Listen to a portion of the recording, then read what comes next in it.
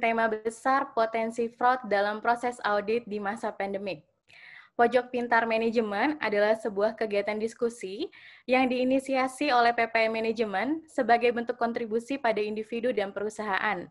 Kegiatan dalam bentuk diskusi online ini dilakukan untuk mendorong individu dan perusahaan agar tetap berkarya di tengah keterbatasan akibat COVID-19 dan juga karena imbas krisis yang dirasakan. Pojok Pintar Manajemen menjadi salah satu aktivitas dalam kampanye PPM Manajemen, yaitu Pantang Berhenti Berkarya. Saya, Mardian Ratnasari, selaku staf profesional PPM Manajemen dan selaku moderator pada sore hari ini akan membantu acara diskusi online pada sore hari ini. Selamat datang dan selamat sore Bapak Ibu peserta Pojok Pintar Manajemen.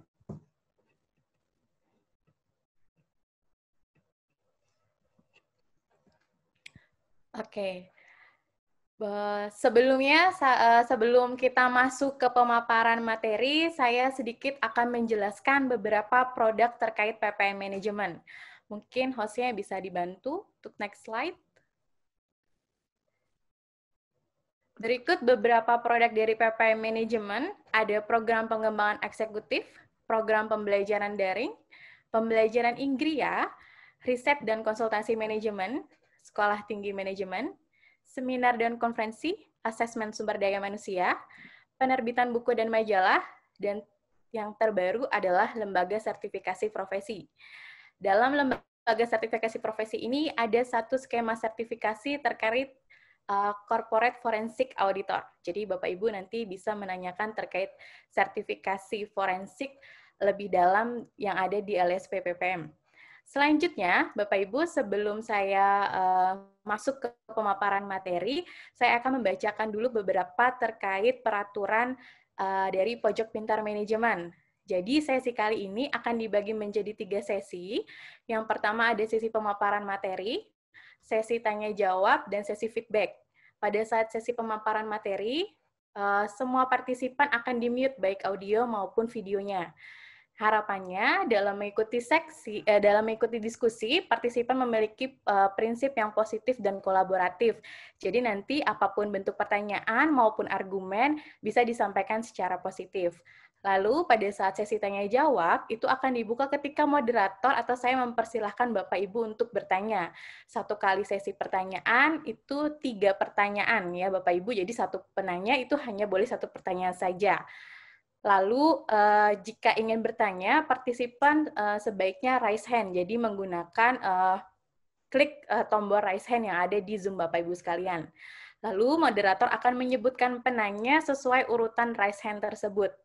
Nah, setelah sesi tanya-jawab dan penutupan, kita masuk ke sesi feedback, di mana feedback ini akan sangat berkontribusi bagi kami untuk perbaikan Pojok Pintar Manajemen ke depannya. Selain itu, dalam form feedback ini, Bapak Ibu bisa mendapatkan materi yang disampaikan oleh kedua pembicara kita hari ini. Oke, nah selanjutnya, kalau gitu kita akan berkenalan dengan 2 pembicara kita pada sore hari ini gitu ya. Topiknya aja sudah terkait potensi fraud gitu ya. Gak ada pandemik aja, fraudnya udah banyak gitu ya. Gimana lagi dengan masa pandemik dengan keterbatasan prosedur audit gitu ya. Oke, pembicara pertama kita ada Bapak Godang Panjaitan selaku audit partner dari KAP Tanubrata Sutanto Fahmi Bambang dan rekan. Beliau berpengalaman lebih dari 25 tahun sebagai akuntan publik, auditor pemerintah, konsultan, dan dosen. Karir profesionalnya tidak hanya sebagai audit partner, tetapi beliau juga sebagai anggota Komite Pendidikan dan Pelatihan IAPI, anggota Dewan Review Mutu Kantor Jasa Akuntansi IAI. Beliau menyelesaikan pendidikan S2-nya atau Magister Akuntansinya di Universitas Trisakti dan diploma 4-nya di Sekolah Tinggi Akuntansi Negara. Oke, mungkin Pak Godangnya sudah ada ya, sudah hadir ya. Sore Pak Godang. Ya, selamat sore Bu Ratna, selamat sore semuanya. Selamat sore. Baik, selanjutnya kita akan berkenalan dulu dengan pembicara kedua kita. Di sini pembicara kedua kita ada Bapak Jeffrey Ranap Christian, selaku Internal Audit Manager PT PZ Cussion Indonesia, yang juga berpengalaman sebagai internal auditor di perusahaan multinasional yang bergerak di bidang manufacturing consumer goods, memiliki pengalaman melakukan review atas pengendalian internal perusahaan, dan melakukan investigasi atas dugaan fraud. Selain menjadi internal audit manager di PT PZ Cussion, Bapak Jeffrey juga sebagai dosen tamu di PPM School of Management. Beliau menyelesaikan pendidikan S1-nya di PPM School of Management dan magister akuntansinya di Universitas Indonesia. Baik, Bapak Ibu. Nah, kali ini kita akan masuk ke sesi pemaparan materi ya. Jadi Bapak Ibu sekalian, pembicara akan diberikan waktu masing-masing 25 menit. Mohon izin Pak Godang dan Pak Jeffrey, nanti saya akan mengingatkan atau akan muncul di 5 menit terakhir ya. Nah, jadi setelah sesi pemaparan, nanti baru kita akan masuk ke sesi tanya-jawab. Nah, bagi Bapak Ibu, ketika Pak Godang dan Pak Jeffrey menyampaikan materinya, silahkan mulai dicatat-catat dulu nih pertanyaannya gitu ya, apa sih yang mau dicari tahu gitu ya, gimana sih gitu. Nanti akan kita bahas di sesi tanya-jawab. Baik, tanpa memperpanjang waktu, untuk yang pertama saya persilahkan kepada Bapak Godang Panjaitan. Waktu dan tempat saya persilahkan, Pak. Halo, selamat sore, Bu Ratna. Ini slide saya sudah bisa dilihat ya dengan baik ya. Sudah, Oke. Pak. Terima kasih. Terima kasih untuk kesempatan yang disampaikan oleh PPM kepada saya. Saya sehari-hari bekerja sebagai auditor di KAP Tanubrata Sutanto Fahmi Bambang dan rekan, ya, atau BDO. Nah, jadi yang akan kita bahas berkaitan dengan dampak COVID-19 kepada risiko fraud ini dilihat dari konteks auditor eksternal, ya. Oke, jadi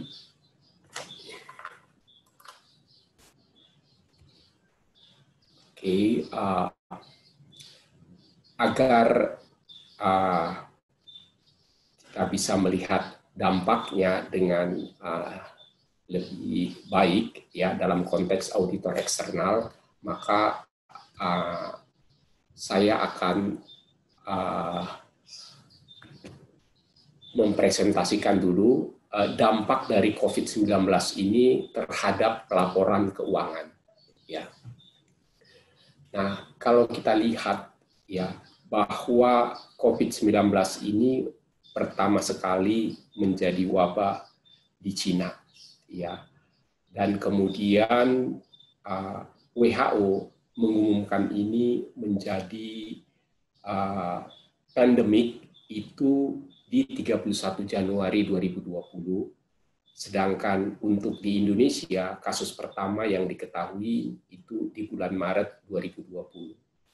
Jadi kalau kita lihat ya dalam konteks laporan keuangan year ended 31 Desember 2019, ya maka pengaruh dari COVID-19 ini, ya pengaruhnya ke akun-akun di laporan keuangan atau ke pengungkapan itu biasa yang kita sebut non-adjusting event.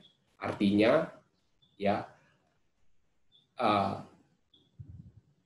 artinya akun-akun yang terpengaruh, misalnya ketika ada inventory yang terdampak karena COVID-19 ini itu tidak akan mempengaruhi angka-angka di laporan keuangan 31 Desember 2019. Namun kemudian kalau misalnya ada satu entitas menerbitkan laporan keuangan untuk periode 31 Januari 2020, ya, nah mungkin laporan keuangannya akan berpengaruh. Jadi itu menjadi adjusting event. Ada juga beberapa kantor yang membaginya itu di 31 Maret 2020 karena baru pada saat itulah COVID-19 ini terjadi di Indonesia. Ya, itu. Nah, kemudian kalau kita lihat ya, jadi dalam konteks laporan keuangan 31 Desember 2019, nah peristiwa ini ya hanya perlu diungkapkan di subsequent event disclosure. Ya, itu. Nah, kemudian kalau kita perhatikan ya, ini COVID-19 ini mempengaruhi bisa dibilang hampir seluruh sektor kehidupan ya, tetapi ada industri-industri yang berdampak sangat signifikan sehingga kinerjanya sangat buruk. Ada juga beberapa yang mengalami peningkatan ya. Misalnya industri-industri yang terdampak sangat buruk ya, itu bisa kita lihat travel and tourism, kemudian retail, leisure and entertainment, restoran, airline, cruise line, transportation ya. Pada umumnya industri-industri itu terdampak sangat buruk. Tetapi di sisi yang lain, industri telekomunikasi, mungkin juga kesehatan tapi yang tertentu itu positif ya dampaknya. Nah, kami ya merespon COVID-19 ini menerbitkan beberapa polisi, menerbitkan beberapa guidance ya. Misalnya untuk 31 Desember 2019 ketika yang kita audit itu adalah klien-klien yang terdampak signifikan, maka kita akan mengencourage engagement team untuk setidak-tidaknya membuat paragraf emphasize of matter yang biasa kita singkat EOM ya. Tapi kalau dia tidak terdampak ya tidak ada masalah. Kemudian kita lihat juga ya untuk laporan keuangan 31 Desember 19 ya ini bisa saja berdampak ini kepada debt governance ya. Karena misalnya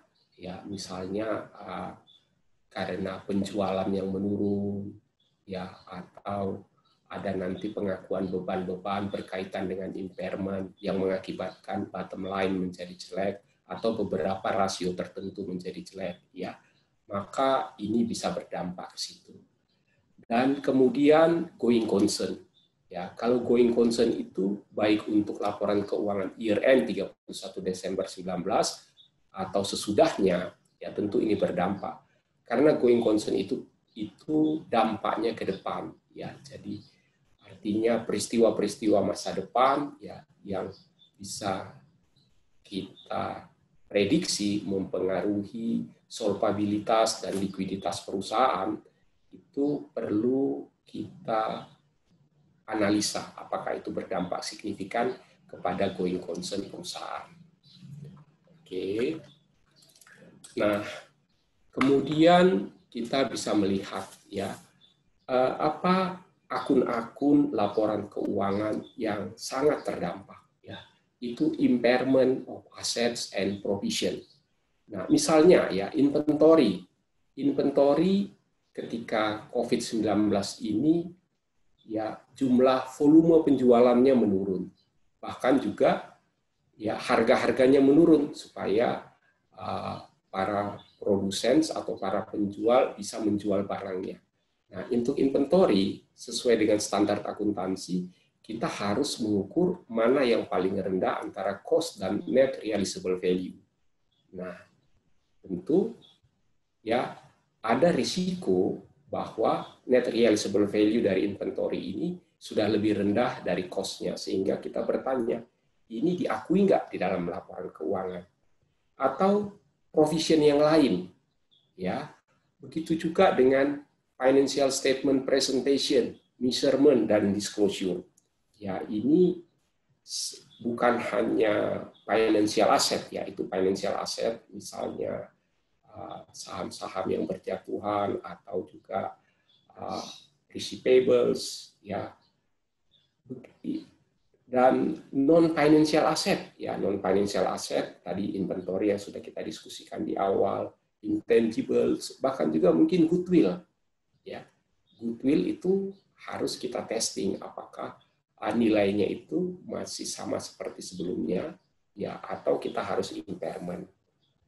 Nah, auditor berkepentingan, ya, apakah misalnya kelalaian di dalam membuat pengukuran yang benar, ya, atau kelalaian dalam melakukan full disclosure dampak ini semua, ini disengaja, ya, untuk mengharapkan hasil tertentu, ya, ini perlu menjadi perhatian auditor, sebab kalau salah satu itu disengaja, ya, itu sesuai dengan standar audit, itu sudah merupakan kecurangan.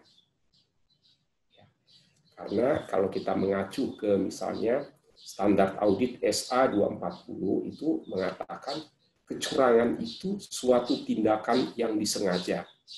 Ya.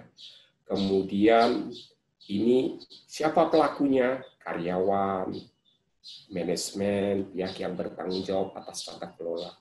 Ya, kemarin saya disebut oleh Bu Ratna, ini orang-orang yang punya power untuk meng-override control atau untuk melakukan yang lain, ya, misappropriation of asset. Kemudian kesalahan yang disengaja tadi itu melibatkan suatu tipu muslihat untuk memperoleh suatu keuntungan. Nah, itulah definisi kecurangan di standar audit di SA 240.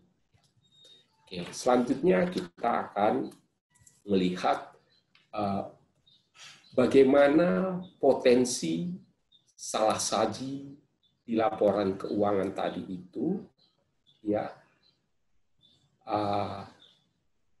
kita melihat apakah kesalahan tadi itu karena kecurangan atau karena kesalahan yang biasa, ya, kesalahan administratif misalnya karena kelalaian yang tidak disengaja. Nah, di sini bagi auditor, ya, auditor itu sangat berkepentingan terhadap berapa jumlah salah saji itu, ya, kemudian apa yang melatar belakanginya.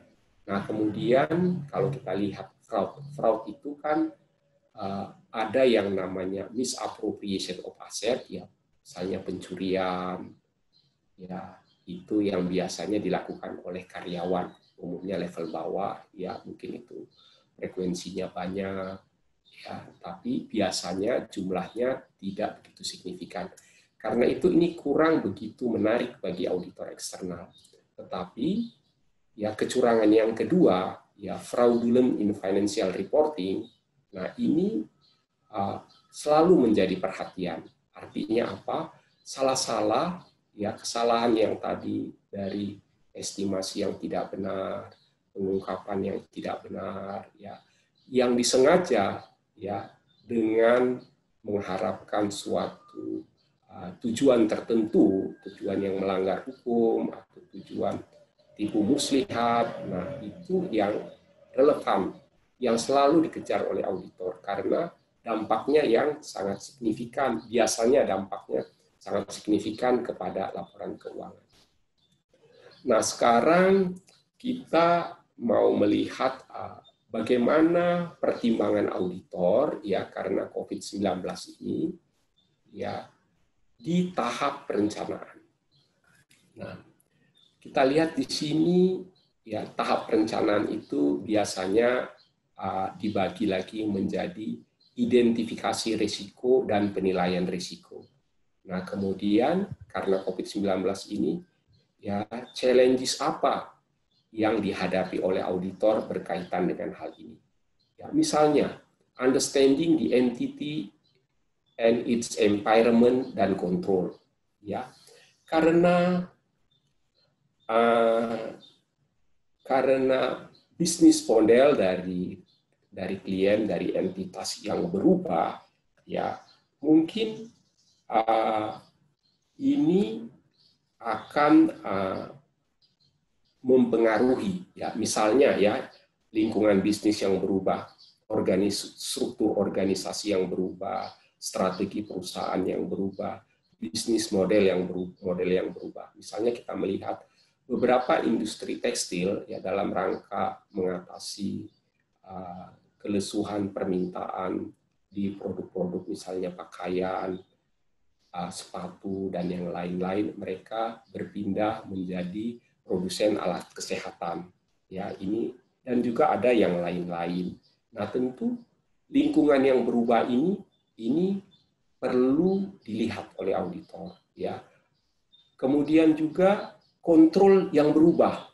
Ya, kontrol yang berubah ini tentu ya, operasi berubah, kemudian mungkin juga karena ada pembatasan, ada pengurangan jumlah karyawan, ya proses pengawasan di perusahaan berubah, proses kontrol berubah. Nah, perubahan ini menambah risiko salah saji.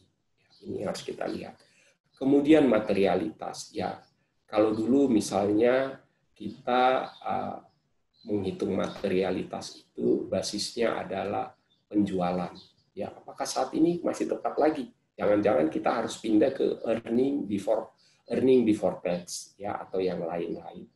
Nah, tadi ini fraud. Tadi tekanan-tekanan yang dihadapi oleh perusahaan, ya juga yang dihadapi oleh pegawai, itu akan meningkatkan risiko dari fraud. Ya. Nah, cuman ini bagi auditor, ya hal-hal yang berubah tadi ini kan menimbulkan pekerjaan yang lebih tambah, ya karena fraud yang berubah, respon kita yang berubah. Tapi di sisi yang lain, ya karena kesulitan keuangan yang dihadapi oleh klien kita, ya itu ada tekanan untuk menurunkan si audit. Ya, perlu diperhatikan oleh auditor. Nah, kemudian di dalam pengumpulan bukti, ya, nah ini untuk pengumpulan bukti, ya ini tantangan yang dihadapi, ya misalnya adanya travel restriction. Nah, kalau begitu, bagaimana ini auditor akan menghadapi, misalnya kita mau menyaksikan perhitungan persediaan pada tanggal laporan pada tanggal tertentu, ya bagaimana? Nah, ini ada sih siasat-siasat yang kita lakukan, misalnya dengan pemanfaatan teknologi, ya. Kemudian lagi tantangan yang lainnya, misalnya saat ini kita banyak menggunakan elektronik dokumen, misalnya baik itu di scan, ya, atau yang lain-lain. Nah, tentu ini menjadi tantangan. Bagaimana kita yakin bahwa dokumen yang diserahkan kepada kita itu adalah merupakan kopi dari dokumen yang valid. Di samping itu lagi ada tantangan lain yang kita hadapi, yaitu klien-klien staff juga banyak yang bekerja dari rumah. Nah, ini bagaimana komunikasi antara auditor dengan kliennya, ya. Nah, ini memang tadi ya karena ada tantangan, tentu ada cara kerja yang baru, ya. Inilah tadi yang kita sebut kita banyak memanfaatkan teknologi, ya. Banyak kita menggunakan bukti-bukti elektronik. Nah, bagi auditor, ya ini ketika kita diberikan bukti-bukti secara elektronik, kan kita perlu meyakini apakah dokumen yang kita terima ini akurat, komplit. Nah, kan kita bisa melakukan testingnya dengan cara test of control atau substantive testing. Ya, ini misalnya ini yang saya mengalami juga, ya. Misalnya saja ini ada konfirmasi bank, ya. Konfirmasi bank itu dikirim, tetapi ketika konfirmasi bank, misalnya kita di dalam konfirmasi itu meminta yang dikonfirmasi itu rekening nomor sekian-sekian, kemudian borrowing yang sekian-sekian. Tapi oleh si staff manajemen itu dimodifikasi. Nah, ini kan menjadi isu ini. Bagaimana kita meyakini bahwa hal-hal seperti itu sudah kita periksa kembali. Ya. Nah, ini tetap walaupun apa yang terjadi, quality itu adalah puncak. Itulah pekerjaan auditor. Sehingga atas setiap bukti yang kita terima, kita harus selalu curiga. selalu punya sikap mental bertanya, apakah bukti ini bukti yang valid, bukti yang akurat, bukti yang bisa diandalkan. Nah, itulah sikap mempertanyakan bukti yang diterima itu yang kita sebut dengan skeptisisme profesional. Nah, kemudian di tahap reporting. Izin Pak Godang, waktunya sudah habis. Mungkin sebentar, 3 menit lagi ya Pak ya, silakan. Oke, terima kasih ya. Ini di tahap reporting, nah, ini juga akan banyak berubah ya. Mungkin akan ada modifikasi di dalam opini atau penekanan. Nah, oke. Ya, ini ada tadi ini sudah saya bahas tadi ya di awal, ini ada insentif atau pressure karena situasi ini, kemudian ada opportunity, kemudian ada rasionalisasi. Nah, saya masuk ke bagian terakhir saja ya. Nah, bagaimana respons dari auditor mengatasi hal ini ya. Ini ada misalnya ya dokumentasi. Dari sisi dokumentasi ini perubahan di dalam kontrol dan lingkungan ini perlu kita update. Jadi sistem notes kita itu perlu kita update. Yang ya itu perlu kita update. Kemudian juga kita misalnya perlu membuat fraud memo ya untuk meng-highlight area-area yang kita rasa rawan ya sebagai akibat dari COVID-19 ini. Nah, kemudian beberapa testing yang tidak biasa yang harus kita lakukan. Misalnya journal entry testing ya. Ini journal entry testing ini misalnya kita melakukan testing di periode-periode yang terkena COVID, terdampak COVID, misalnya dari mulai Maret, April, Mei sampai dengan sekarang. Nah, kita melihat apakah ada jurnal-jurnal yang tidak biasa di periode tersebut. Yang kedua, kita juga misalnya melihat tren. Apakah di dalam periode tersebut ya hasil yang diharapkan ya hasil yang kita harapkan atau gini kinerja perusahaan di dalam periode tersebut sesuai nggak dengan ekspektasi kita. Ya, kemudian accounting estimate kita harus lebih teliti melihat apakah dampak dari COVID-19 ini sudah diincorporate di dalam estimasi. Kemudian kita perlu melakukan unpredictability. Ya, dan terakhir, ya kalau kita misalnya ada menemukan kecurigaan, kita mungkin perlu melakukan wawancara. Wawancara itu sebaiknya kita lakukan dengan video call ya, supaya kita bisa melihat misalnya ekspresi dari orang-orang yang kita ajak bicara ini, ya supaya kita bisa melihat apakah ada kecenderungan kepada fraud. Kemudian kita misalnya menggunakan teknologi IDEA, ACL atau software yang lain, ya misalnya untuk melakukan testing 100%, bukan hanya sampling untuk periode-periode yang kita curigai. Oke, Bu Ratna. Oke, demikian baik. Presentasi saya. Terima kasih Pak Godang. Mari Bapak Ibu berikan aplaus virtual dulu buat Bapak Godang gitu ya untuk materinya pada sore hari ini gitu. Wah, menarik sekali gitu ya. Kenyataannya adalah COVID-19 ini sangat berdampak ya Pak buat semua sektor industri gitu ya, terutama sektor transportasi, pariwisata gitu ya Pak ya. Nah, tidak menutup kemungkinan juga dengan isu gangguan perekonomian karena akibat COVID-19 ini juga memperbesar potensi kesalahan atau kecurangan dalam laporan keuangan untuk setiap industri gitu ya Pak ya. Nah, COVID-19 juga perlu disadari itu sebagai satu tekanan besar bagi perusahaan dan industri gitu ya. Jadi tadi kan ada fraud triangle gitu ya Bapak Ibu. Kalau fraud triangle itu salah satunya adalah pressure. Nah, COVID-19 ini adalah salah satu tekanan besar bagi setiap industri gitu ya. baik industri apapun ketika dalam masa krisis saat ini gitu, itu akan menjadi suatu rasionalisasi mereka kenapa mereka nanti melakukan kesalahan atau kecurangan laporan keuangan. Jadi bagi Bapak Ibu auditor itu harap berhati-hati gitu nanti ketika melakukan pengauditan, karena dalam kondisi yang seperti ini sangat rentan akan menjadi sebuah alasan atau rasionalisasi dan menjadi sebuah pressure yang sangat tinggi bagi industri untuk melakukan kesalahan dalam laporan keuangan. Oke, nah tanpa berpanjang lebar, kita langsung lanjut ke pembicara kedua, Pak Jeffrey. Halo Pak Jeffrey, sudah ada di tempat. Oke, sudah ada.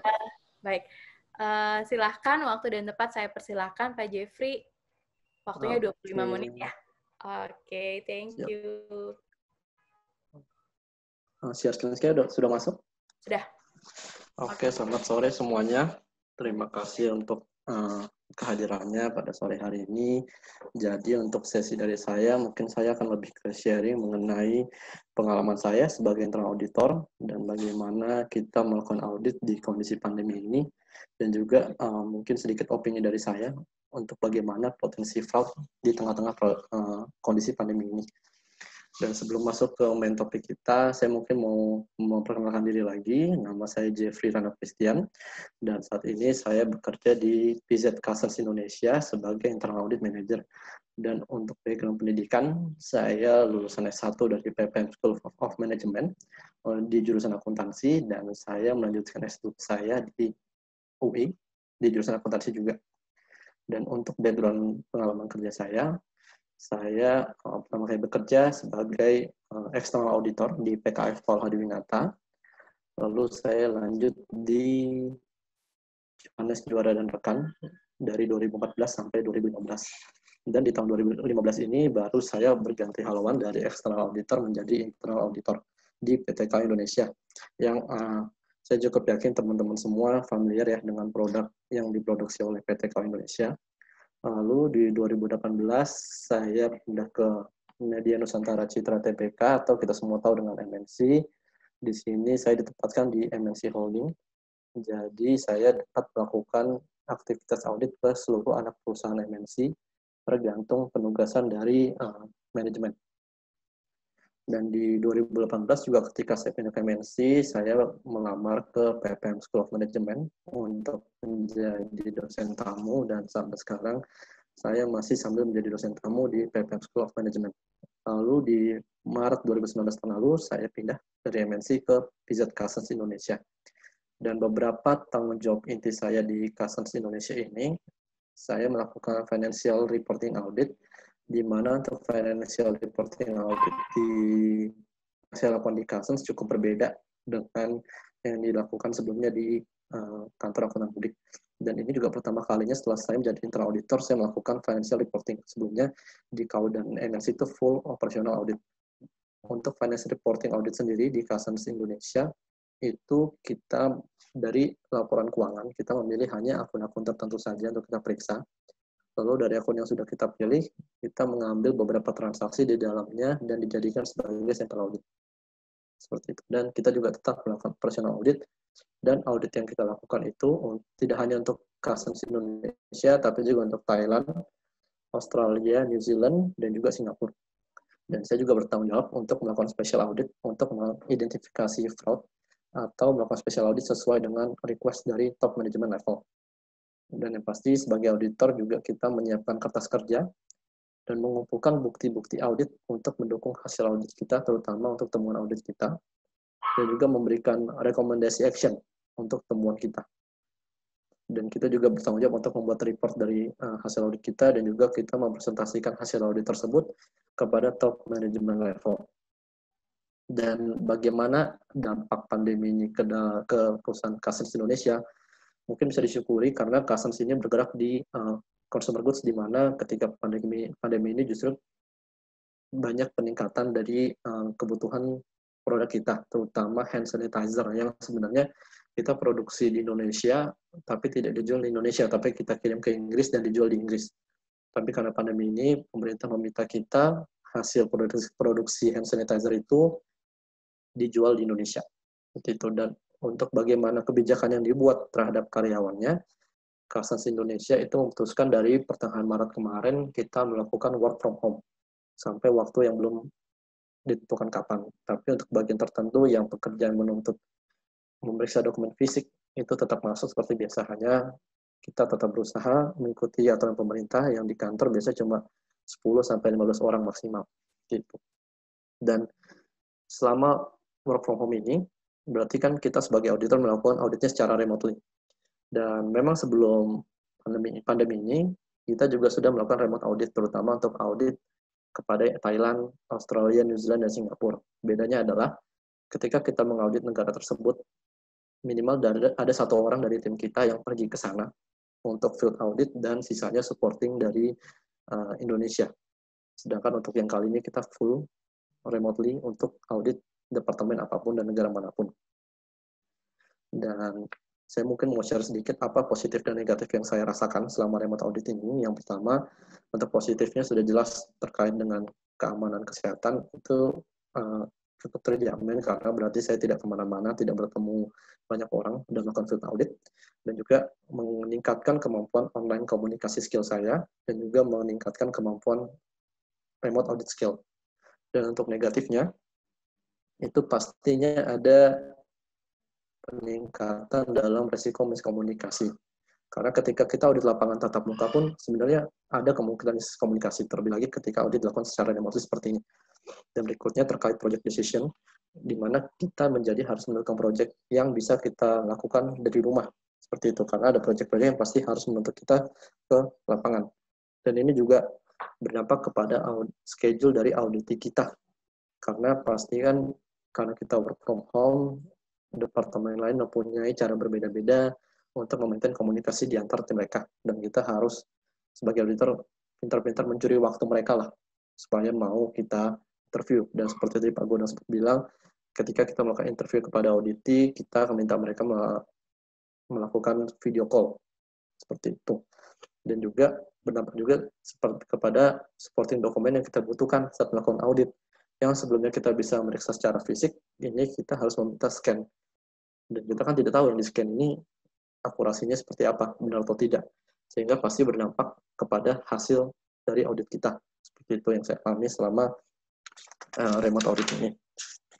Dan dikarenakan tema kita sekarang ini menyangkut fraud, saya juga akan share mengenai pengalaman saya dalam melakukan investigasi fraud.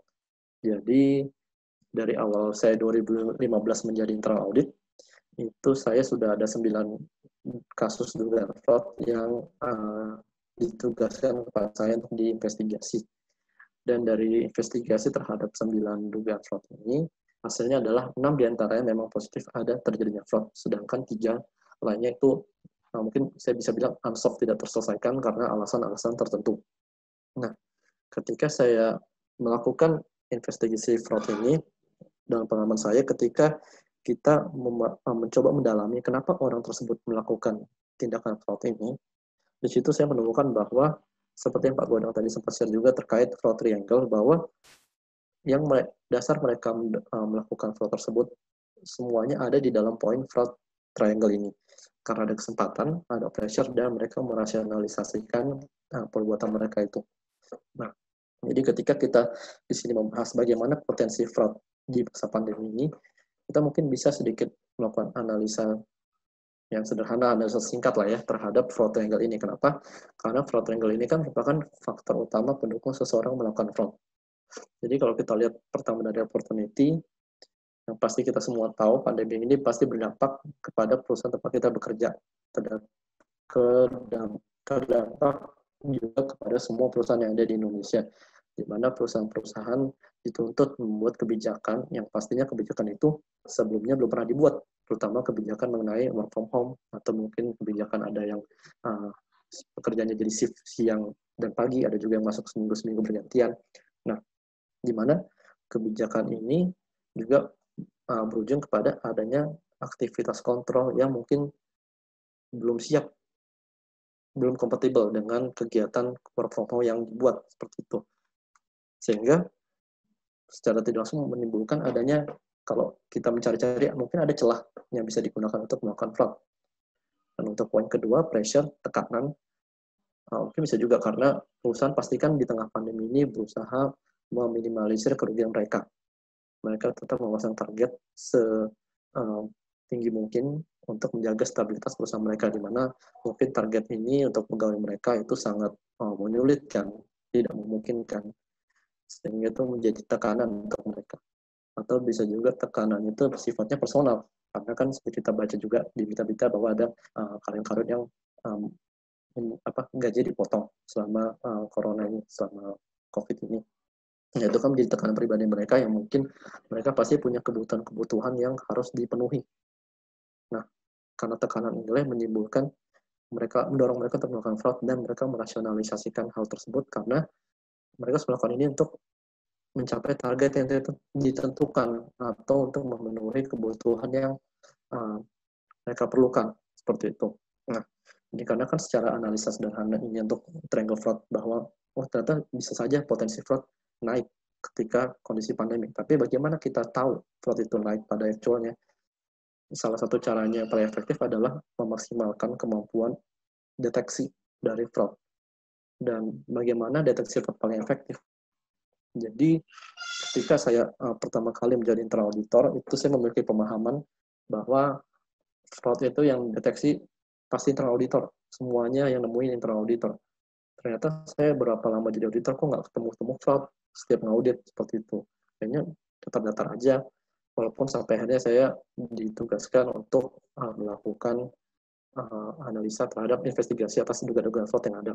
Sampai ketika saya sempat mengikuti training di IIA, Institute of Internal Audit.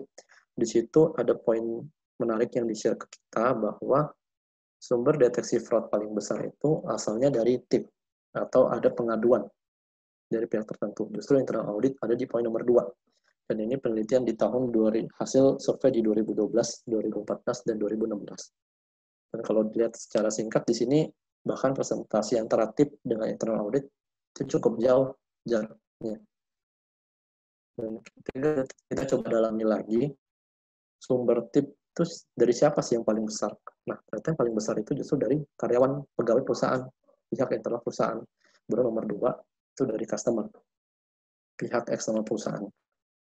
Nah, karena keberadaan hasil survei ini dan pastinya perusahaan-perusahaan sudah aware di mana sumber paling besar itu justru dari karyawan, dari pengaduan. Maka perusahaan-perusahaan yang seperti kita tahu sekarang, mereka mempunyai alat deteksi fraud yang dinamakan whistleblowing system, di mana whistleblowing system ini platform yang di-provide untuk pegawai-pegawai perusahaan, di mana mungkin mereka memberikan berupa hotline atau alamat email yang bisa digunakan oleh pegawainya untuk melaporkan apabila ada kegiatan-kegiatan yang menurut mereka memiliki potensi indikasi terjadinya fraud. Dan tentu juga kerahasiaan dari identitas pelapor harus terjamin. Seperti itu. Dan ketika saya memperoleh pemahaman ini, dan ketika saya juga mencoba merefleksikan kembali dengan fraud-fraud yang saya pernah investigasi, dan setelah itu saya investigasi, bahwa dari 9 dugaan fraud yang pernah saya investigasi, itu hanya 1 biasanya dari general audit. Sisa 8 itu ada laporan, ada pengaduan dari orang-orang tertentu bahwa ada indikasi fraud. Oleh karena itu, ketika kita membicarakan bagaimana potensi fraud, dan tadi saya sempat share punya indikasi naik, kita di Visit Consult ini juga sebagai internal audit berusaha untuk melakukan sosialisasi, memberikan awareness kepada rekan-rekan kerja kita, agar kita semua sadar bahwa fraud itu adalah urusan semua orang. Auditor sendiri tidak mungkin bisa melakukan namanya deteksi fraud, karena pastinya yang teman-teman jadi internal auditor atau punya pengalaman di audit, pasti lihat internal auditor juga udah malas gitu. Atau mungkin setelah tahu kita akan datang, mereka mempersiapkan semuanya supaya tidak terlalu banyak temuan. Seperti itu. Sehingga kita berharap di tengah pandemi ini, karyawan-karyawan di Visit Consult tetap aware dan tetap mau melaporkan apabila memang mereka menemukan aktivitas-aktivitas yang memiliki indikasi potensi fraud. Seperti itu. Dan mungkin terkait dengan sesi hari ini, itu saja yang bisa saya sampaikan. Terima kasih semua untuk perhatiannya.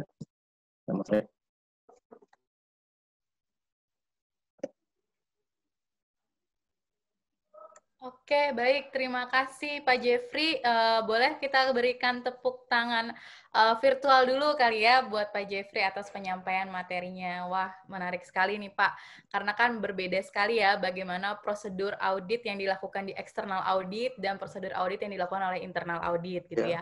Nah, mungkin di kondisi COVID saat ini, prosedur auditnya lebih menekankan kepada resiko yang muncul, resiko baru yang muncul, atau perubahan resiko yang akan dihadapi oleh perusahaan ya Pak. Jadi memang auditnya tidak lagi sesuai dengan scheduling yang awal, tapi ada perubahan prosedur gitu ya, yang lebih menitik beratkan pada bagaimana nih resiko ada COVID, terus apakah ada resiko yang baru yang muncul, ataukah kita perlu melakukan penghitungan kembali resiko atas resiko yang berubah gitu ya. Nah, itu masih menjadi itulah yang maksudnya penugasan selanjutnya di audit internal ya Pak ya. Jadi titik beratnya adalah tidak lagi pada runtun prosedur yang sudah dibuat, tapi mengubah, mau tidak mau mengubah gitu ya Pak ya. Karena fokusnya sudah tidak lagi ke mencari tapi fokusnya ke efektivitas pada saat COVID gitu ya, karena semua berdampak gitu ya, dan semua potensinya semakin besar. Oke, Bapak Ibu. Nah, sekarang waktunya sesi tanya jawab nih Bapak Ibu. Silahkan ada yang mau bertanya. Saya buka sesi tanya jawabnya. Oke, sudah ada. Wah, banyak nih. Sebentar ya. Baik. Bentar. Dengan raise hand-nya Bapak Ibu. Tadi mana raise hand-nya? Oke, dengan Bapak Alik. Halo, Bapak Alik. Mr. Alik. Tulisannya MR Alik. Halo, Bapak. Halo, Bapak. Oke, mungkin bisa diaktifkan audionya. Nah, oke, silahkan Bapak menyampaikan pertanyaannya.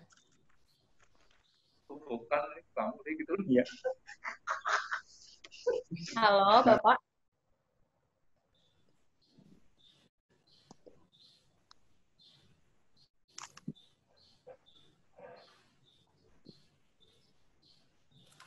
Halo, Bapak Alik akan melanjutkan pertanyaan. Oke, di mute ternyata.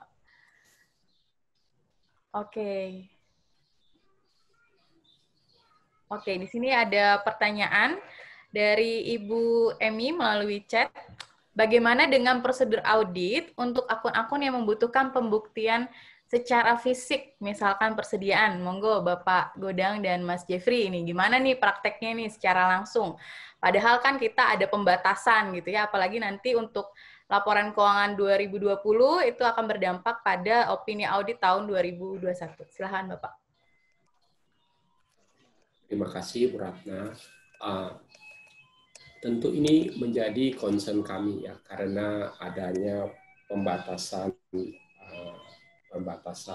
travel restriction ya, sehingga kita auditor tidak bisa datang ke gudang klien, tidak bisa ikut menyaksikan. Nah, ini untuk mengatasinya kita bisa memanfaatkan teknologi ya. Jadi yang sudah kita lakukan itu adalah menggunakan video ya, misalnya bisa juga dengan pakai handphone ya.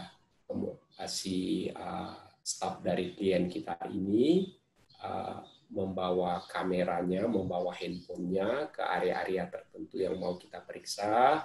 Nah, itu baru kita lihat. Nah, tapi kan di sini ada risiko ya. Risiko yang pertama misalnya, kita sebagai auditor kita tidak terbiasa dengan lingkungan gudang tadi.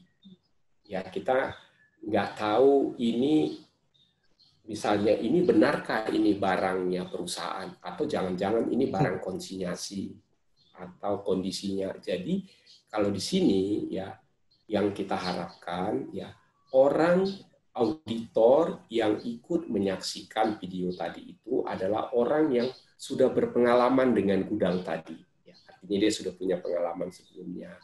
Kemudian juga kita juga mengharapkan ya orang dari klien yang membantu kita di dalam proses video tadi itu adalah orang yang sudah terbiasa. Ya, kita juga sudah diberikan informasi tentang item barang yang ada, lokasi penyimpanannya. Kita ditunjukkan ke arah-arah yang bisa kita mengidentifikasi, ya.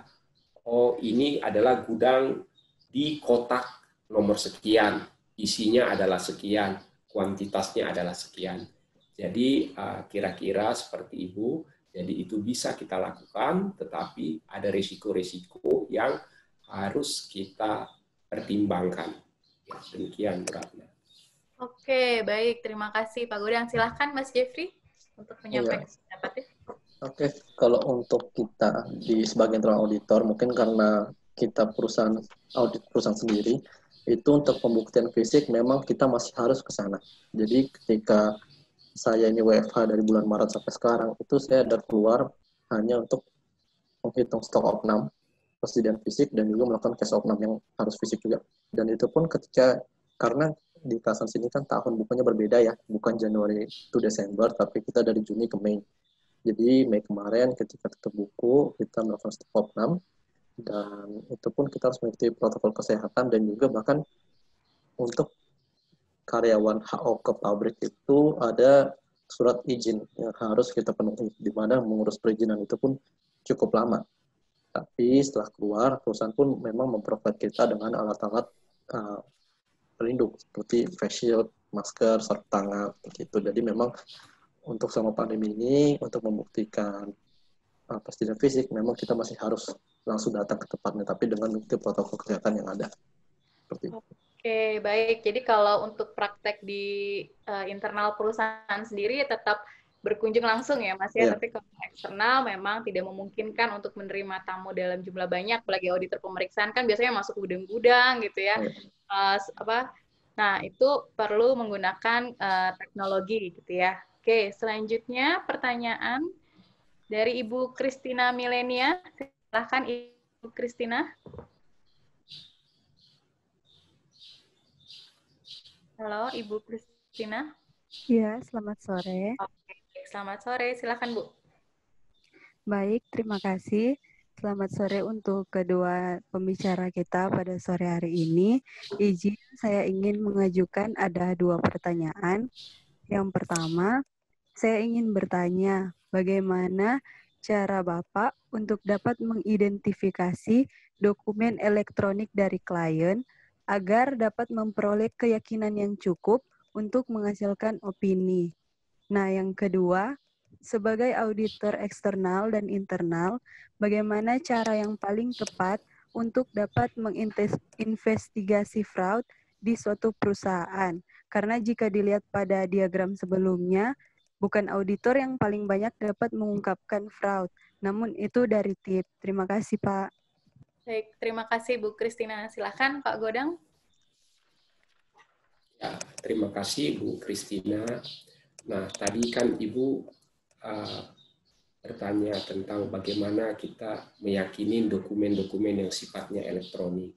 Nah, tapi saya mau sedikit mundur ya Bu, bukan hanya dokumen elektronik ya, tapi sebenarnya semua informasi yang didapatkan oleh auditor dari klien itu harus dites oleh auditor. Tesnya itu apa? Untuk menguji keakuratan dari dokumen tersebut, untuk menguji kelengkapannya.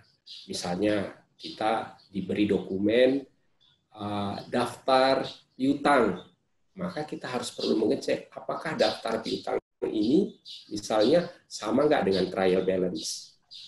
Ya. Oke, nah kemudian berkaitan dengan dokumen elektronik, nah ini ada beberapa testing yang bisa kita lakukan. Tapi secara garis besar itu dibagi 2 menjadi testing control atau substantive testing. Nah, misalnya dokumen yang elektronik tadi itu dihasilkan secara langsung dari suatu sistem akuntansi. Ya, artinya dia dari aplikasi kita langsung keluar tanpa pengolahan. Kan ada juga misalnya daftar-daftar yang kemudian diolah dulu di Excel. Nah, ketika ini datang dari sistem yang otomatis, tentu kita perlu melakukan testing of control. Ya, apakah ada nggak orang yang bisa di tengah jalan yang memodifikasi sistem ini? Dan kemudian kalau misalnya ini ada campur tangan manusia, ya di dalam dokumen yang diserahkan ke auditor, kita juga perlu melihat ada nggak otorisasi. Ya, itu tadi dari sisi kontrolnya. Kemudian juga setelah itu kita perlu melakukan substantive testing. Ya, kita perlu mengecek, misalnya kita mendapatkan namanya corroborating evidence. Jadi bukti tambahan untuk meyakinkan itu. Ya, misalnya kita mau menguji persediaan, ya, mau menguji persediaan item, misalnya item XYZ. Nah, kita sampling ini ya, untuk item XYZ kita minta misalnya bukti tambahannya adalah tanda terima barang, ya, jadi itu. Nah, baru setelah kita yakin bahwa dokumen yang kita terima dari klien ini, informasi yang kita terima dari klien ini bisa diandalkan, baru dokumen tadi itu kita gunakan dalam proses audit selanjutnya. Nah, demikian kira-kira berkaitan dengan tadi dokumen elektronik dari klien. Kemudian untuk investigasi fraud, ya ini memang selalu ada gap ya antara apa harapan publik dan kenyataan yang dikerjakan oleh auditor. Publik itu mengharapkan bahwa eksternal auditor ini bisa menemukan semua fraud yang terjadi. Tapi tadi dari presentasi yang sudah dilakukan oleh Mas Jeffrey tadi, kita bisa melihat bahwa ternyata eksternal auditor itu sangat sedikit porsinya dalam proses penemuan fraud. Ya, yang kebanyakan tadi adalah datangnya dari adanya tip ya dari para pembocor, begitu yang kebanyakan. Nah, ini memang untuk mengatasi ini, itu sebabnya di dalam standar audit ada namanya SA240, tanggung jawab auditor untuk menemukan salah saji atas kecurangan.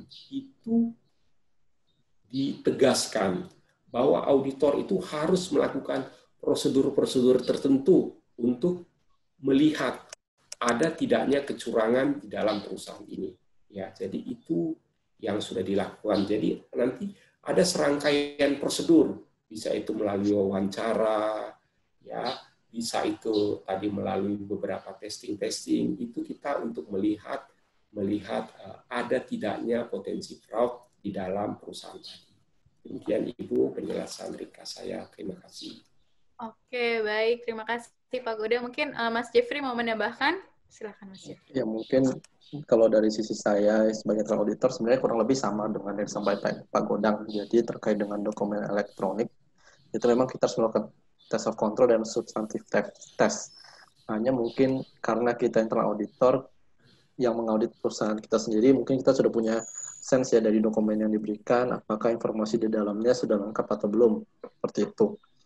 Ini juga mungkin untuk investigasi fraud yang memang ada gap tersendiri dalam melakukan investigasi fraud itu. Dan bahkan kita pun sebagai internal audit ketika melakukan investigasi fraud, kita hanya bisa sampai ke batasan-batasan tertentu. Bahkan kita tidak bisa mengangkat itu ke ranah hukum, karena untuk mengangkat itu sendiri kan harus ada dilakukan khusus dengan auditor yang memiliki sertifikasi forensik, accounting, dan investigasi audit. Jadinya memang kita hanya bisa melakukan investigasi sampai ke batas tertentu. Dan kenapa tadi sumber terbesar justru dari tip dan dari karyawan, karena memang seperti sempat saya share, karena kalau dilihat auditor itu kan eksternal maupun internal, orang-orang udah pada malas duluan, atau bahkan ada yang sudah mempersiapkan sedemikian rupa supaya tidak terlihat fraudnya. Seperti jadi kita coba mengandalkan adanya kesadaran dari orang-orang di dalam departemen tersebut untuk berani menyatakan apabila memang ada sesuatu yang mencurigakan. Oke, baik. Terima kasih Mas Jeffrey. Jadi kalau untuk berusaha meyakinkan terkait bukti elektronik, yang berarti yang harus dijaga oleh auditor adalah sikap skeptisnya gitu ya. Percaya, tapi tar dulu nih gitu ya, harus beberapa bukti lagi yang harus dikumpulkan supaya betul-betul meyakinkan kita, karena jaminannya adalah ketika opini yang kita keluarkan sampai salah gitu ya, ini kaitannya sama going concern perusahaan, kita juga yang kena sebagai auditor gitu ya. Oke, baik. Lalu penanya selanjutnya, silahkan Ibu Marcelisa Nindito. Ibu Marcelisa Nindito. Baik, terima kasih atas kesempatannya. Terima kasih Bu Ratna dan panitia, dan juga terima kasih pada narasumber yang telah memberikan materinya tadi, sangat menarik Pak. Ini jadi saya pengen bertanya lebih lanjut terkait dengan pertama untuk Bapak Godang, izin bertanya. Ini saya hendak bertanya mengenai tenur Pak, tenur auditor terhadap mungkin spesifik yang mau saya tanyakan jadinya financial statement fraud. Menurut Bapak, pandangan Bapak, apakah kemudian tenur auditor itu akan mengurangi atau mengurangi kemungkinan fraud di dalam suatu perusahaan, atau juga kemudian akan memberikan kemungkinan yang lebih besar bagi auditor untuk menemukan atau mendeteksi financial statement fraud, karena memang familiaritas dari auditor eksternal tersebut terhadap bisnis klien, atau sebaliknya, apakah karena konteks tadi yang Bapak sampaikan terkait dengan professional skepticism, yang karena terlalu lama kemudian kenal dengan klien secara personal menyebabkan malah professional skepticism-nya menjadi rendah, yang akhirnya akan berpengaruh terhadap independensi. Itu yang pertama Pak. Kemudian yang kedua juga saya tertarik dengan beberapa risiko yang muncul tadi Bapak sampaikan terkait dengan impairment of asset, seperti adanya terkait dengan saham tadi Pak, financial asset.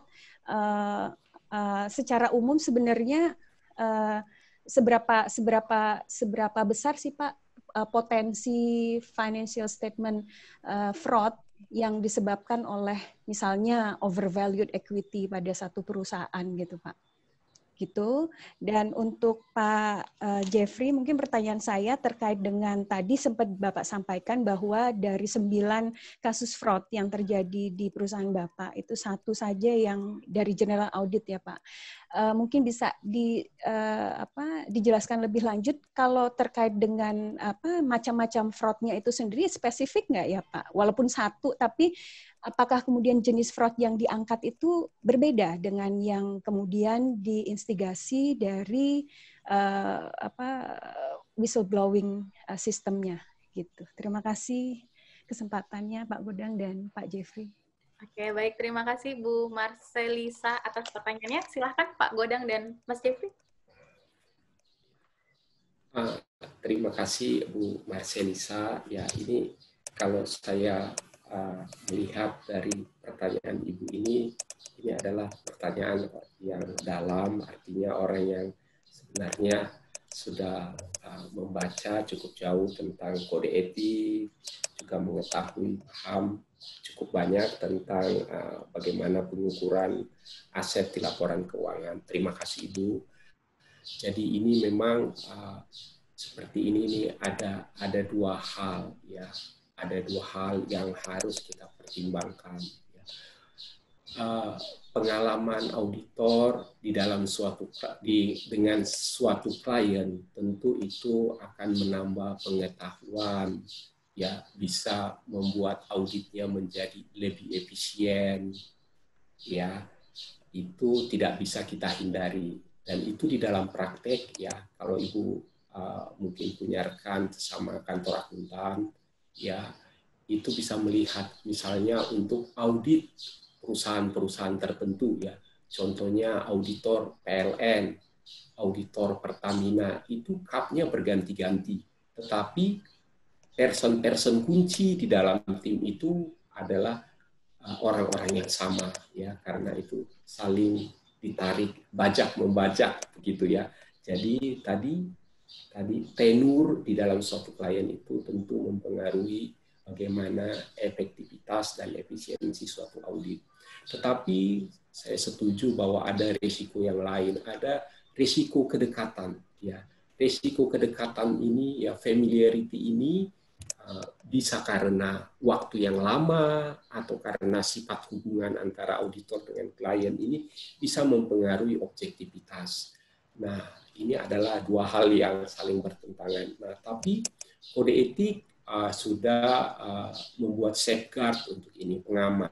Apa itu? Jadi untuk klien-klien tertentu, ya untuk listed entity, atau bisa juga suatu kantor itu menambahkan, misalnya bukan hanya listed, tapi misalnya untuk klien-klien yang bergerak di sektor keuangan, atau klien-klien BUMN, ya misalnya seperti gitu ya.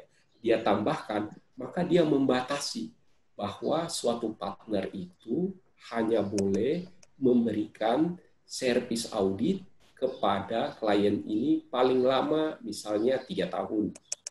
Nah, kemudian juga dia tambah kepada manajernya, karena itu juga adalah person kunci. Jadi demikian yang bisa saya sampaikan Ibu, itu adalah dua hal yang bertentangan. Ya kita mengambil di tengah-tengahnya lah ya. Kalau bisa pengalamannya ada dan juga jangan terlalu lama. Nah, kemudian tentang impairment of financial asset ya. Jadi ini risiko yang menurut saya ya Bu ya akan bisa terjadi di sini ini misalnya adalah penundaan pengakuan kerugian. Ya. Misalnya begini ya. Saat ini di PSAK 71 ya atau IFRS 9 tentang financial instrument itu pengukuran investasi, pengukuran equity financial asset itu harus dengan fair value, harus dengan nilai wajar ya. Kalau dulu bisa dengan cost ya sebelum PSAK 71. Nah, ini ya kita tentu normalnya berpikiran ya kalau kita punya investasi di suatu subsidiary atau di suatu associate yang kebetulan sahamnya tidak ada di pasar, tidak ada di bursa. Nah, kan kita harus meminta expert untuk mengukur ini ya. Melihat situasi sekarang ini, saya percaya akan banyak sekali perusahaan yang harus mengimpair investment di equity ini. Ya. Nah, itu kita tentu ini ada risiko dia menunda. Jangan sekarang deh. Ya, dengan segala macam cara. Nah, itu adalah salah satu contoh ya risiko fraud ya sebagai dampak langsung dari COVID-19 ini yang mungkin akan meningkat. Demikian Bu Marcelisa yang bisa saya sampaikan. Terima kasih. Oke, baik. Terima kasih Pak Godang. Silakan Mas Jeffrey. Kalau dari saya, dari 9 case fraud yang sempat saya kerjakan, itu jujur semua 9 itu tidak ada sama sekali yang terkait dengan laporan keuangan. Jadi memang itu semua terkait dengan operasional yang dilakukan oleh bagian-bagian tertentu, di mana saya bilang tadi ada whistleblower yang mengadukan kok ada kemungkinan yang mereka lakukan itu kurang sesuai dengan kebijakan yang ada ya seperti itu. Dan bila tadi saya sempat share ada satu dari hasil general audit yang bisa saya share terkait itu adalah itu terkait dengan pencurian cash, di mana ketika kita punya schedule untuk mengaudit 3 departemen dalam 3 minggu berturut-turut, dan karena satu hal dan yang lain ada perubahan susunan pemeriksaan, akhirnya kita memeriksa satu departemen yang duluan.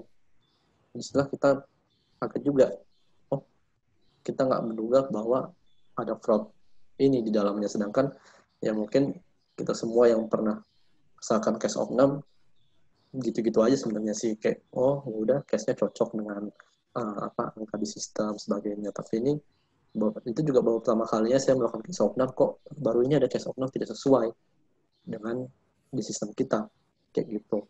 Dan ternyata baru kita sadari seandainya kita melakukan audit sesuai dengan schedule awal, itu selisihnya dia sudah punya rencana memang untuk menambal dulu selisihnya, sehingga ketika kita periksa tidak akan terdeteksi.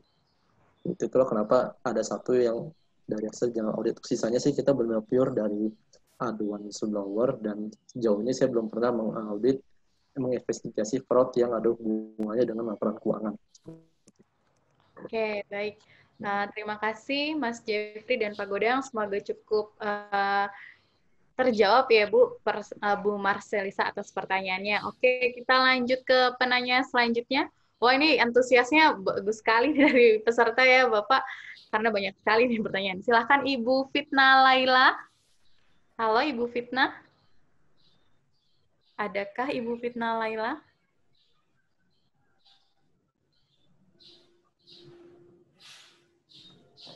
Halo Ibu. Ibu Fitna Laila. Oke, baiklah saya bacakan saja gitu ya. Bagaimana internal audit bisa mengangkat kecurangan yang dilakukan oleh direksi utama, sedangkan secara struktural divisi internal audit di bawah direktur utama. Wah, ini yang tadi dibilang sama Pak Godang bahwa ada satu faktor gitu ya Bapak Ibu yang menjadi faktor utama yang sebetulnya melatar belakangi kenapa fraud itu terjadi di perusahaan, yaitu namanya capability. Silahkan mungkin Mas Jeffrey bisa menjelaskan lebih lanjut. Wah, gimana ya? Ya, jadi untuk pengalaman secara langsung berkaitan dengan direksi utama mungkin nggak ada ya, tapi kalau tadi lihat pengalaman kerja saya punya pengalaman bekerja di salah satu perusahaan yang ownernya salah satu politisi di Indonesia, seperti itu. Dan di mana ketika melakukan investigasi fraud-fraud di dalam situ, kita akan selalu mentok ketika orang tersebut mengatakan bahwa saya orang pilihannya owner, seperti itu. Dan bahkan orang tertinggi di audit kita pun selalu menyarankan kita mundur, seperti itu. Tidak bisa melanjutkan. Sedangkan mungkin dari sisi saya yang levelnya belum tinggi itu pasti kan bertanya, kenapa kita nggak periksa lagi?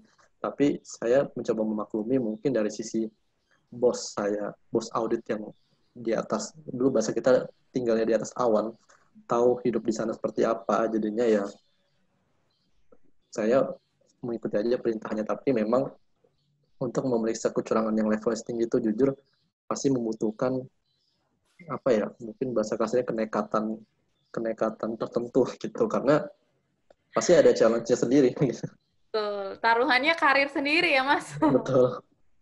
Antara independensi sama karir nih, mau yang mana gitu kan. Iya. Betul, karena memang sampai saat ini kalau Bapak Ibu perhatikan gitu ya, namanya korupsi gitu, terus yang namanya kecurangan-kecurangan kap merah gitu ya, itu sudah pasti dilakukannya nggak sendirian, dan itu nggak mungkin cuma direktur utamanya aja gitu ya, karena sudah akan melibatkan banyak aktor lainnya gitu. Sama seperti yang baru ditangkap gitu ya, Pak Joko Chandra gitu ya, itu kan sudah mengberita gitu, tidak mudah gitu, dan itu tidak dilakukan sendirian gitu. Nah, bagaimana rekomendasinya? Harus berani jadi whistleblower dengan taruhan dari independensi dengan karir gitu. Mau pilih mana nih? Mau pertahankan independensi kita, skeptisisme kita, atau karir? Gitu. Oke, selanjutnya atau mungkin ada tanggapan dari Pak Godang dulu terkait isu tersebut, Pak? Gimana nih, Pak? Enggak, saya ya itu memang sesuatu yang sulit ya. Kalau sampai pimpinan puncak menjadi pelaku atau menjadi otak dari korupsi. Tapi saya punya pengalaman seperti begitu, itu mungkin saja terjadi ya dalam hal misalnya seperti begini. Perusahaan ini mau diakuisisi ya, atau dia mau menjual sahamnya. Tentu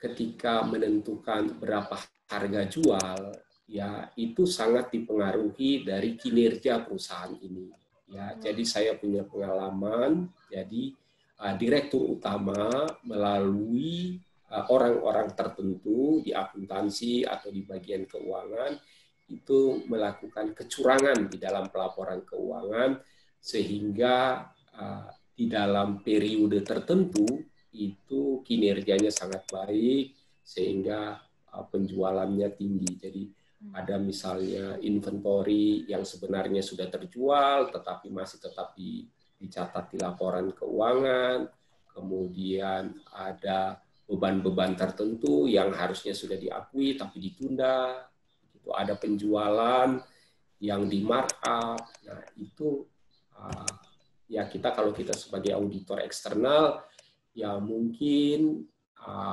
kita kalau dalam situasi itu kita tidak seperti tadi auditor internal ya, tidak seperti Mas Jeffrey tadi karena sifat hubungannya kita sih memang lebih bebas, tetapi ya karena posisi dari orang-orang yang di level tinggi tadi itu bisa mengoverride kontrol, ya bisa dia mengabaikan kontrol atau membypass kontrol, maka ini memang menjadi lebih susah dan dia juga bisa mengorkestra orang-orang tertentu untuk terlibat di dalam fraud ini. Nah, ini menjadi tantangan sendiri bagi kita untuk menemukannya. Demikian. Betul Pak. Itu terencana dan terprogram dengan baik gitu ya, nggak mungkin dia sendirian. Baik, pertanyaan selanjutnya. Halo, silahkan Bapak Miftah. Selamat sore, halo Bapak.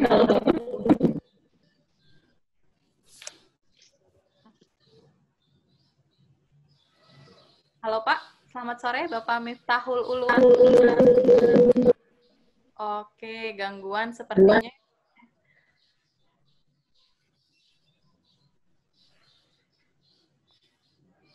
Oke, selanjutnya saja silahkan Bapak. Oke, Ibu Riri. Halo Ibu Riri, apakah ada Ibu Riri? Oke, silahkan Ibu Riri.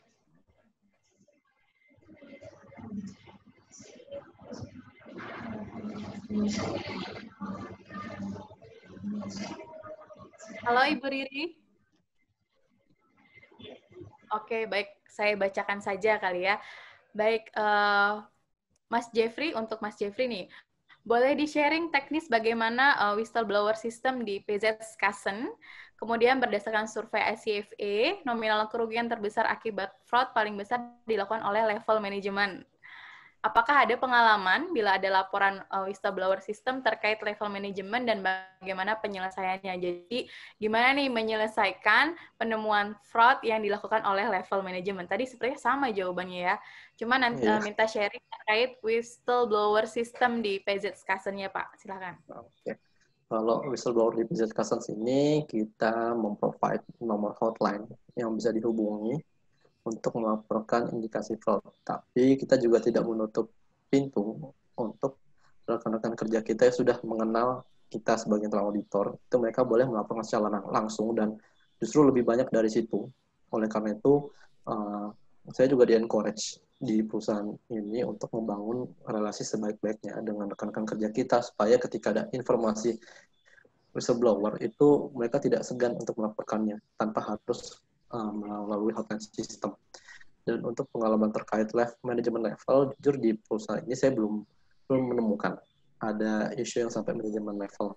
Jadi mungkin pernah di perusahaan sebelum-sebelumnya dan itu pun seperti saya share tadi, ujung-ujungnya ya di cut pemeriksaannya selesaikan. Diselesaikan pemeriksaannya dan secara kekeluargaan gitu ya Pak. Iya betul, karena kalau Bapak Ibu perhatikan kasus fraud di perusahaan-perusahaan besar apalagi multinasional itu akan cenderung ditutup. Kenapa ditutup? Karena itu akan berkaitan dengan citra perusahaan, dan untuk memulihkan namanya citra perusahaan itu perusahaan akan membutuhkan dana yang jauh lebih besar daripada sekedar memecat karyawan yang melakukan fraud. Jadi itu yang biasanya diambil atau langkah yang diambil oleh perusahaan terkait fraud yang dilakukan oleh level manager gitu ya. Oke, pertanyaan selanjutnya dari Bapak Indra Putra. Silakan Bapak Indra Putra. Halo, apakah ada Bapak Indra Putra?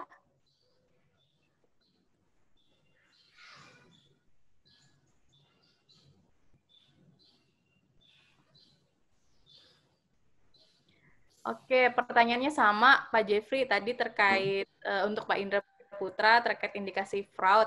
Kalau sudah ditemukan nih aktor utamanya, pelaku fraudnya, langkah apa yang diambil gitu ya? Lalu apakah langsung dilakukan pemecatan atau disesuaikan dengan perjanjian kerjasama atau seperti apa? Silakan Pak Jeffrey.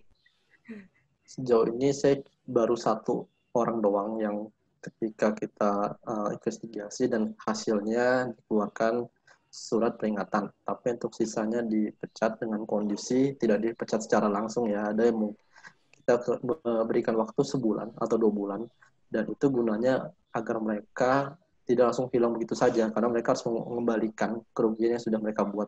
Jadi waktu yang diberikan kepada mereka itu hanya waktu untuk mereka mengembalikan kerugian tersebut.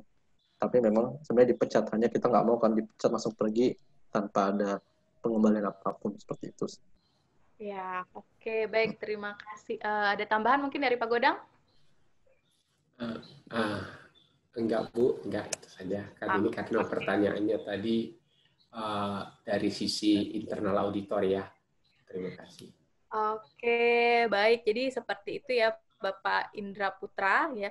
Jadi kurang lebih sebetulnya sistem whistleblower system ini harus didukung dengan sistem anti-fraud.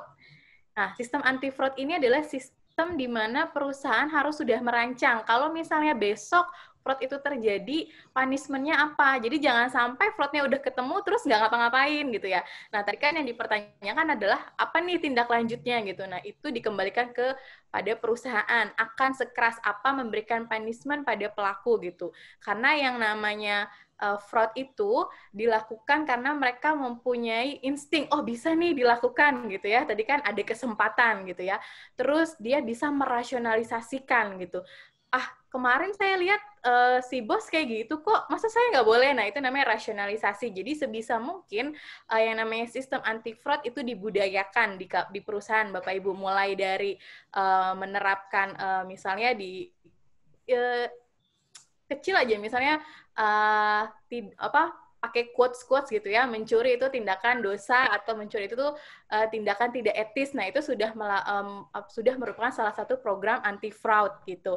Nah, selain itu perlu dirancang juga reward dan punishment. Reward bagi si whistleblower dan punishment bagi si aktor atau pelaku fraud. Karena whistleblower seperti yang kita ketahui, kenapa susah atau whistleblower itu punya ketakutan tersendiri karena mereka punya tekanannya sendiri. Ketika mereka tahu, mereka cenderung hanya akan menuruti perintah aktornya, bukan berusaha untuk membuka gitu ya. Nanti ketika sudah kebuka baru tuh bilang, oh iya saya disuruh bos saya gitu, oh kemarin si bapak ini bilangnya harus kayak gini, nanti saya dijamin, saya dilindungi gitu. Nah itu harus jelas Pak Bu terkait reward sama punishment untuk whistleblower dan aktor dari fraudnya. Baik, sebagai penutup satu pertanyaan nih untuk Pak Godang dan Mas Jeffrey gitu ya.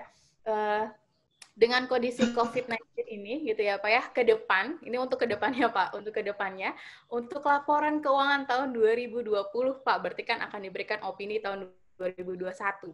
Sejauh apa perubahan prosedur untuk pemeriksaan tahun ini akan mempengaruhi opini dan going concern perusahaan di tahun depan Pak? Silahkan Pak Godang. Oke, terima kasih. Ya, ini bukan hanya untuk laporan keuangan tahunan ya, karena ada juga beberapa yang meminta laporan interim. Ya, laporan interim misalnya per 30 Juni 2020. Ya, tentu ini akan banyak berpengaruh. Ya, tadi saya sudah menjelaskan beberapa area di laporan keuangan yang terdampak secara signifikan. Ya. Tadi misalnya area estimasi, kemudian area going concern, area subsequent event disclosure, dan lain-lain. Nah, kemudian kita sebagai auditor, isu yang kita hadapi adalah yang pertama, apakah ada salah saji? Artinya ada pengukuran atau ada pengungkapan yang dimintakan oleh standar akuntansi tapi tidak dilakukan, ditunda-tunda misalnya ya, atau diungkapkan tetapi tidak penuh. Nah, itu kan namanya salah saji. Nah, isu yang kedua adalah berkaitan dengan pengumpulan bukti. Ya, karena ada pembatasan-pembatasan ini tadi, ya ada pembatasan, ada PSBB, tadi ada physical distancing, ada social distancing, ada work from home, dan lain-lain. Juga ada kontrol yang berubah, environment yang berubah. Ini tentu mempengaruhi bagaimana pengumpulan bukti, atau bagaimana kita meyakini bahwa bukti alternatif yang kita terima itu bisa diandalkan. Jadi apa dampaknya? Ya kalau ini yang saya lihat ya akan banyak nanti opini-opini yang dikeluarkan dengan modifikasi ya. Jadi bukan dengan wajar tanpa pengecualian atau clean opinion, atau paling tidak ya setidaknya akan ada nanti emphasize of matter, ada paragraf-paragraf ya yang menekankan suatu peristiwa, misalnya tentang keraguan signifikan atas going concern, atau misalnya terkait dengan operasi perusahaan yang berhenti karena COVID-19 ini atau hal-hal lain ya. Jadi tadi prosedurnya akan banyak berubah, kemudian juga reporting juga saya yakin tadi akan persentase laporan yang opininya dimodifikasi akan lebih tinggi daripada sebelumnya. Demikian Ibu kira-kira saya. Oke, baik. Terima kasih Pak Godang. Mungkin Mas Jeffrey bisa menambahkan dari sisi internal audit nih, gimana terkait going concern ke depannya? Ya, mungkin dari sisi saya sebagai internal audit, karena kita tidak banyak terlibat ya terhadap pembuatan laporan keuangan, tapi secara going concern perusahaan, kita sih berharap dalam pandemi ini kita bisa bertahan, karena seperti saya share tadi di awal, kebetulan dan bersyukur juga bahwa line usaha kita kan sesuai dengan yang dibutuhkan pemerintah. Jadi diharapkan semoga hasil laporan keuangan kita tahun ini, yang dimana nantinya pasti akan diaudit, itu bisa terhindar dari kemungkinan salah saja atau kemungkinan bahwa adanya markup yang tertentu agar terlihat performance-nya bagus seperti itu. Oke, jadi istilahnya masih aman lah ya kalau untuk kalian sendiri ya, karena produknya masih yang dibutuhkan oleh pemerintah. Oke, maaf Bapak Ibu, ada satu lagi nih atas nama Ibu Erna. Halo Ibu Erna, ada satu lagi ya Bapak Ibu, maaf. Halo Ibu Erna. Tadi raise hand untuk bertanya. Oke, sudah tidak ada gitu ya. Baik, terima kasih Pak Godang sama Mas Jeffrey gitu ya. Wah, ini semoga pengetahuannya bermanfaat bagi Bapak Ibu sekalian, Bapak Ibu auditor maupun Bapak Ibu peserta gitu ya. Nah, sebelum masuk ke penutupan gitu ya, izinkan saya untuk menyimpulkan dulu dari hasil diskusi online kita sore hari ini gitu ya. Yang pertama, oh iya, untuk yang belum sempat bertanya dan masih ingin bertanya, silahkan Bapak Ibu bisa mengirimkan email ke pojokpintarmanajemen@gmail.com ya, nanti akan dijawab oleh para pembicara dalam rentang waktu maksimal 8 Agustus. Oke. Izinkan saya untuk menyimpulkan hasil diskusi kita. Yang pertama, kondisi COVID-19 ini mau tidak mau itu akan sangat berpengaruh kepada potensi atau kesalahan, salah saji material dari laporan keuangan ya, ke depannya. Dan itu akan sangat mempengaruhi opini audit dan going concern dari perusahaan tersebut. Lalu tadi beberapa potensi yang menjadi potensi besar untuk saat ini adalah pencatatan terkait peristiwa setelah tanggal pelaporan kaitannya dengan PSAK nomor 8 ya Bapak Ibu mohon itu bisa diperhatikan. Lalu bukti audit yang tidak sesuai atau disembunyikan tadi, makanya kita perlu melakukan pemaksimalan penggunaan teknologi jadi supaya bukti audit yang dikumpulkan bisa cukup optimal gitu ya. Lalu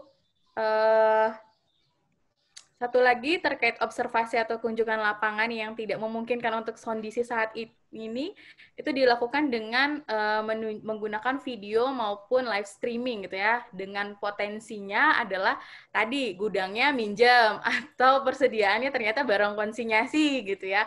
Nah itu perlu menjadi perhatian Bapak Ibu auditor. Lalu bagaimana nih mitigasinya gitu ya? Mitigasinya pertama tadi yang disampaikan oleh Pak Godang adalah auditor harus dengan cermat melakukan dokumentasi untuk setiap perubahan kontrol, karena jelas dengan banyak perubahan prosedur yang ada, kontrol pun menjadi lemah, gitu ya.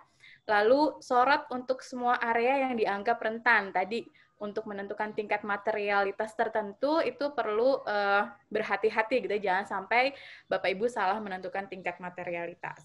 Lalu revisi atas estimasi akuntansi yang dibuat, mempertahankan sikap skeptism dan pemanfaatan teknologi gitu. Nah, satu lagi terkait dengan bagaimana sistem whistleblower gitu ya. Alangkah baiknya whistleblower system itu disupport juga dengan sistem anti-fraud. Jadi kalau hanya ada whistleblower-nya, nggak ada sistem anti-fraud-nya, itu seperti kita mencari mencari-cari pelaku tapi nggak terarah gitu ya. Nah, sebaiknya untuk beberapa perusahaan ketika memang sudah punya whistleblower system itu dilengkapi dengan sistem anti-fraud gitu. Baik, untuk melengkapi kesimpulan saya, silahkan Pak Godang dan Pak Jeffrey memberikan closing statement-nya nih. Silahkan mungkin dari Pak Godang dulu. Ya, terima kasih Bu Ratna. Jadi ya saya melihat apa yang saya alami atau yang dialami oleh kantor saya ya dari peristiwa COVID-19 ini. Jadi yang pertama tentu karena ini adalah suatu peristiwa baru, kita melakukan reaksi. Nah, apa reaksi yang kami lakukan? Misalnya kita ada penghentian karyawan, ya ada pengurangan beberapa benefit, bahkan ya ada hal-hal lain lah yang sifatnya keuangan. Nah, ini memang terasa menyakitkan, tetapi saya bersyukur bahwa tempat saya bekerja masih bisa berjalan dengan baik, dan saya yakin banyak yang lain seperti begitu. Jadi kita bersyukur kalau perusahaan kita masih bisa bertahan sampai dengan sekarang. Nah, kemudian di tahap yang kedua, kita perlu melakukan strategi, ya apa jalan untuk keluar dari kesulitan ini. Ya, tadi bukan hanya dari sisi auditnya, tetapi dari sisi operasi, bagaimana kita mencari cara-cara selanjutnya. Dan ya sama setiap krisis itu pasti akan berakhir. Ya, semoga kita bisa bertahan dan akhirnya kita bisa menjalankan atau bisa menemukan cara-cara baru mungkin yang bisa lebih baik. Kita bisa akhirnya keluar dengan dengan perbaikan atau bahkan lebih baik dari sebelumnya. Jadi ya mari kita tetap bertahan, jaga kesehatan. Ya, terima kasih untuk kesempatan ini. Baik, terima kasih Pak Godang. Silahkan Pak Jeffrey. Ya, dari saya pertama-tama saya juga mau terima kasih kepada PPM atas platform yang sudah disediakan ini dalam bentuk pojok pintar PPM, dan terima kasih juga kepada antusias dari para peserta yang sudah meluangkan waktunya sore hari ini. Dan mungkin dari saya semoga di tengah kondisi pandemi ini yang pastinya mempengaruhi kita secara pribadi dan mungkin tempat kita bekerja dalam kapasitas yang berbeda-beda, kita boleh tetap bersemangat dan menjalani tanggung jawab kita di dalam pekerjaan kita masing-masing, dan juga saling menjaga kesehatan satu sama lain. Dan semoga kita bisa melalui kondisi ini bersama-sama dengan baik. Itu aja sih kalau dari saya. Amin. Baik, terima kasih Pak Jeffrey. Oke, sekarang kita masuk ke sesi feedback ya Bapak Ibu. Silahkan host bisa ditampilkan feedbacknya. Oke, silahkan bisa di-scan ya Bapak Ibu. Nanti setelah Bapak Ibu mengisi form feedback, nanti akan diarahkan ke Google Drive terkait materi pembicara hari ini. Ya, jadi bisa langsung di-download. Oke, jadi silahkan dulu diisi feedback-nya, lalu nanti Bapak Ibu akan di-link-kan langsung ke Google Drive terkait bahan atau materi pembicara hari ini. Oke, boleh di-scan atau diketik link-nya.